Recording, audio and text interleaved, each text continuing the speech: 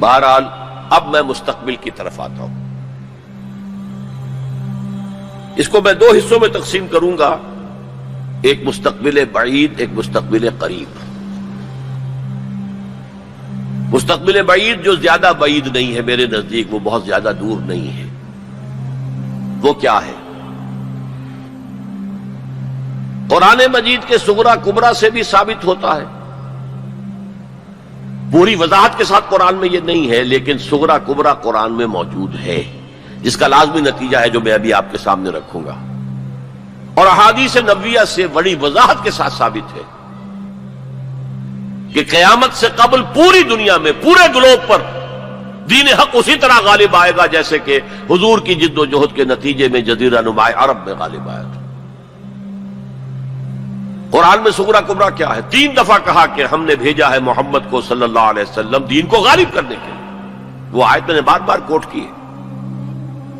5 دفعہ کہا ہے کہ ہم نے بھیجا ہے محمد کو پورے عالم انسانیت کے لیے. سب سے اہم آیت ہے سورہ سبا کی نمبر 28 آیت، وَمَا أَرْسَلْنَاكَ إِلَّا كَافَّةً لِلنَّاسِ بَشِيرًا وَنَذِيرًا. اے محمد ہم نے آپ کو نہیں بھیجا مگر پوری نوع انسانی کے لیے بشیر اور نذیر بنا کر. اب اس صغرا کبرا کو جوڑیے. جب تک پوری دنیا پر دین حق اسی طرح غالب نہ ہو جیسے کہ حضور نے عرب میں کر دیا تھا، حضور کا مقصد بعثت ہنوز شرمندہ تکمیل ہے. اور یہ ممکن نہیں ہے کہ دنیا ختم ہو جائے اور حضور کا مقصد بعثت جو ہے پورا نہ ہو. احادیث کے اندر وہ حدیث جو میں 2 دفعہ آپ کے سامنے لا چکا ہوں، پہلا دور نبوت، دوسرا خلافت علی منہاج النبوہ، تیسرا ملکن عاضن، چوتھا فرمایا ثم تکون ملکن جبریا، پھر ملوکیت ہوگی مجبوری والی، غلامی والی. اب میں نہیں کہہ سکتا کہ اس وقت صحابہ نے اس کا کیا مطلب سمجھا ہوگا. یہ 2 ملوکیتیں علیحدہ علیحدہ حضور نے گنوا دی. آج ہم سمجھ سکتے ہیں کہ پہلی ملوکیت وہ تھی جس میں سلاطین اور ملوک مسلمان تو تھے، کلمہ گو تو تھے، پھر ہم ملکہ وکٹوریہ کے غلام ہو گئے.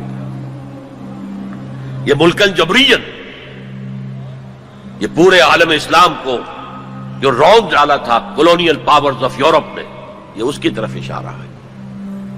یہ فرمایا یہ دور بھی رہے گا جب تک اللہ چاہے گا، پھر اللہ اسے بھی اٹھا لے گا. And the good news is ثم تکون خلافۃ علی منہاج النبوہ، پھر دوبارہ دنیا میں خلافت علی منہاج النبوہ کا نظام قائم ہوگا. یہ ہے وہ دور جو آنے والا ہے، مستقبل میں آئے گا، لازماً آئے گا. 2 پتنگیں ہیں اڑ رہی ہیں، ان کا پیچ پڑنے والا ہے بہت زبردست.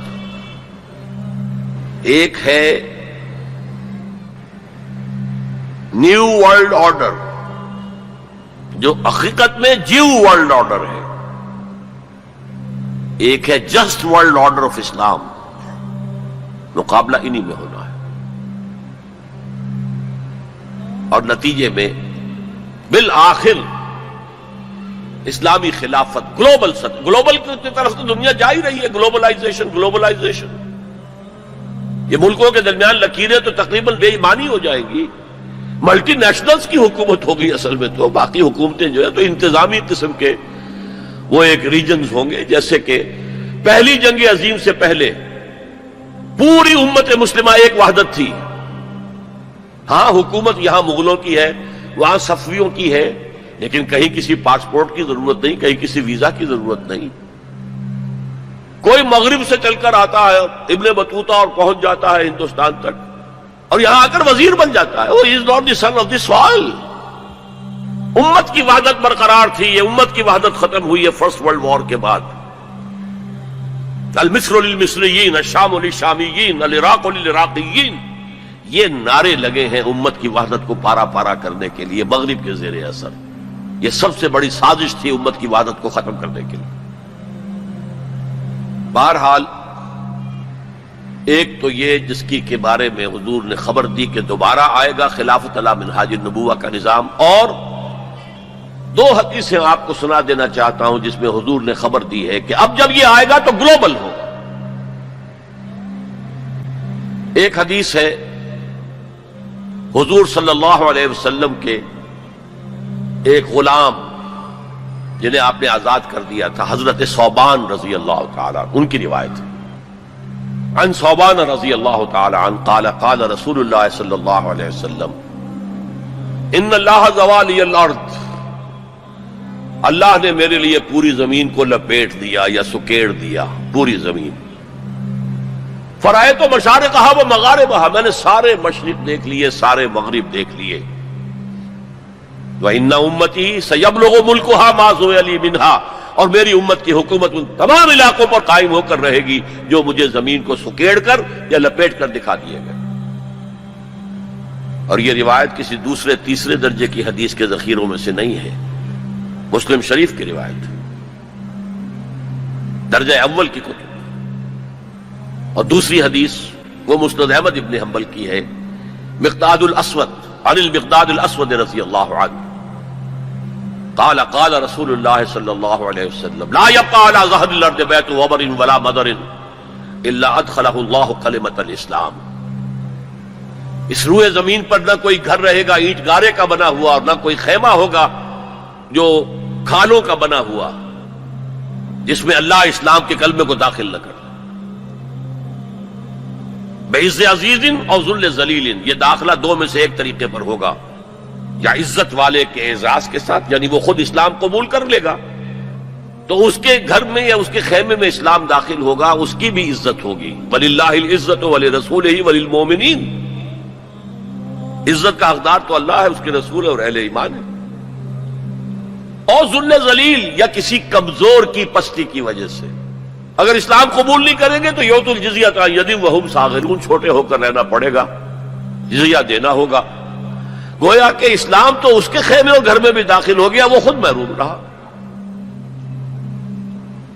جب حضور نے یہ فرمایا تو حضرت مقداد پھر کہتے ہیں کہ میں نے کہا وَيَكُونَ الدِّينُ كُلُّهُ لِلَّهِ، تب ہوگی وہ بات جو سورہ انفال میں آئی ہے کہ دین کل کا کل اللہ کے لیے ہو جائے گا۔ تو یہ تو ہے مستقبل بعید جس کا سارا دار و مدار میرے بیان میں حالات کے حوالے سے نہیں ہے، حالات میں ہمیں اس کے کوئی آثار نظر نہیں آ رہے، حالات بہت مایوس کن ہیں، لیکن حضور کی دی ہوئی خبریں ہیں، وَهُوَ الصَّادِقُ الْمَصْدُوقُ، منطقی طور پر بھی میں ان کا قائل ہوں اور حضور کی احادیث کی روح سے بھی قائل ہوں۔ اس سے پہلے جو مستقبل قریب ہے، اس میں ابھی مسلمانوں پر بہت سخت دن آئیں گے، عذاب کا کوڑا اور شدید سے شدید تر ہو۔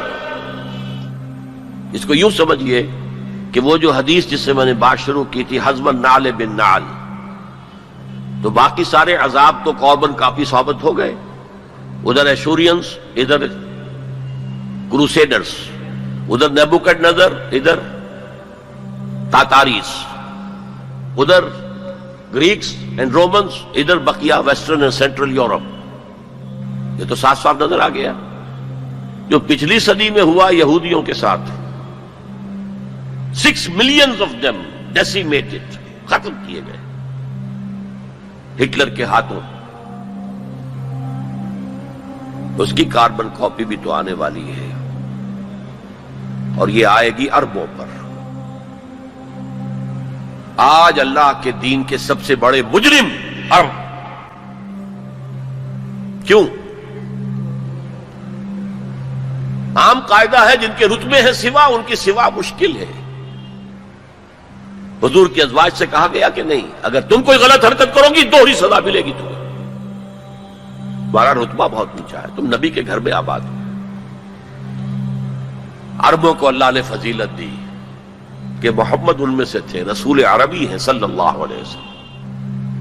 یہ رتبہ بلند ملا جس کو مل گیا، ہر مدعی کے واسطے دار و رسم کہاں۔ پھر سب سے بڑی فضیلت کیا ہے؟ ان کی اپنی مادری زبان میں قرآن موجود ہے، اللہ کا کلام۔ ان کو قرآن کے سمجھنے میں کوئی دقت تو نہیں ہے۔ یہاں میں تو آپ سے کہتا رہا ہوں عربی سیکھیں، عربی سیکھیں، عربی سیکھیں، تاکہ قرآن کو اس کی اپنی اصل زبان میں اپنی آنکھوں سے پڑھ سکیں۔ وہاں تو ان کو تو ضرورت نہیں۔ پھر بھی ان کا اگر یہ حال رہا کہ جو ملک بھی کولونیل رول سے آزاد ہوا اس نے یا تو اپنا قبلہ کر لیا ماسکو کی طرف اور یا واشنگٹن کی طرف، تو ان سے بڑا مجرم اور کوئی نہیں۔ ایک حدیث میں آیا ہے ویل للعرب من شر اقترب، بہت ہلاکت اور بربادی ہوگی۔ ایک مرتبہ ام سلمہ رضی اللہ تعالی عنہا نے ام المومنین پوچھا کہ یہ جو آپ فرما رہے ہیں کہ اتنی بڑی تباہی آئے گی، اتنے بڑے مسلمانوں کے اوپر برے حالات آئیں گے، تو عرب اس روز کہاں ہوں گے؟ فرمایا العرب یومئذ قلیل، بہت کم رہ جائیں گے، بہت بڑی تباہی آنے والی۔ اور اس کا نقطہ آغاز کیا ہوگا؟ ویسے تو ہے جو کچھ ہو رہا ہے فلسطین میں، اسے وہ 30 کروڑ عرب بھی دیکھ رہے ہیں اور باقی 100 کروڑ مسلمان باقی بھی دیکھ رہے ہیں۔ ٹک ٹک دیدم دم نہ کشیدم، وہ آئی سی جو ہے وہ بھی زیادہ آئی سی بن کر رہ گئی اور کچھ نہیں۔ کوئی کسی طرف سے احتجاج تک نہیں ہے۔ امریکہ شیرون کو مین آف دی پیس کا خطاب دے رہا ہے، صابر اور شتیلا کا قاتل درندہ، اور جو کچھ کر رہا ہے فلسطینیوں پر وہ آج ہم اپنی آنکھوں سے دیکھ رہے ہیں ٹیلی ویژن کے اوپر، کس طرح بلڈوزرز آتے ہیں ان کے گھروں پر گھر گراتے چلے جاتے ہیں، کس طریقے سے F-16 اوپر دندن آ رہے ہیں، ہیلی کاپٹرز دندن آ رہے ہیں، اور ان کے پاس کیا ہے سوائے اپنی جان پیش کرنے کے؟ سوسائیڈ جو ہے اٹیک، اس کے سوا کیا ہے؟ یا پہلے وہ صرف پتھر مارتے تھے، اینٹیں روڑے، اللہ اللہ خیر سلام۔ تو یہ ضربت علیہم الذلۃ والمسکنۃ وباؤوا بغضب من اللہ، یہ تو پہلے ہی ہو چکا ہے۔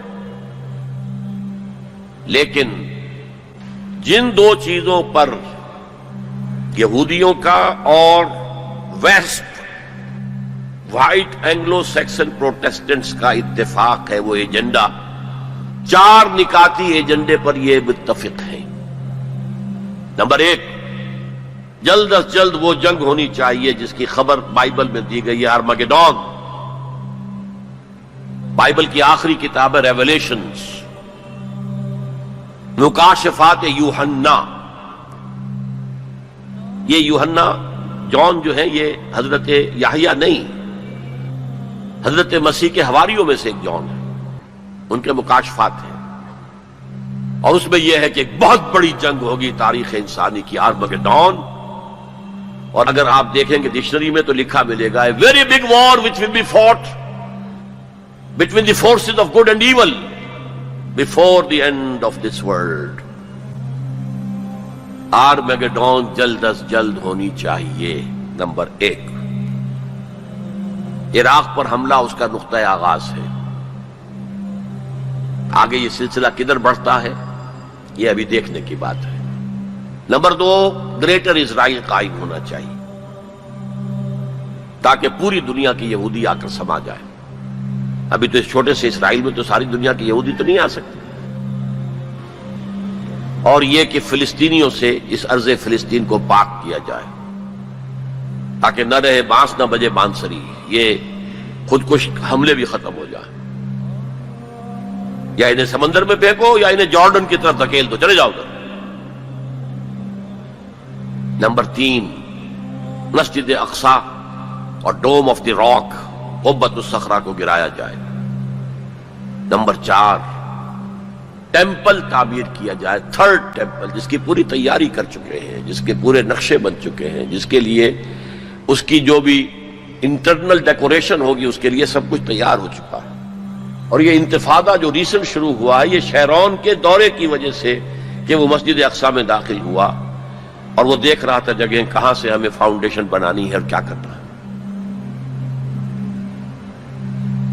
4 باتیں گنوائی میں نے، 5ویں بات ایک اور بھی ہے کہ جب 3rd ٹیمپل تعمیر ہو جائے تو تھرون آف ڈیوڈ لا کر وہاں پر رکھ دیا جائے۔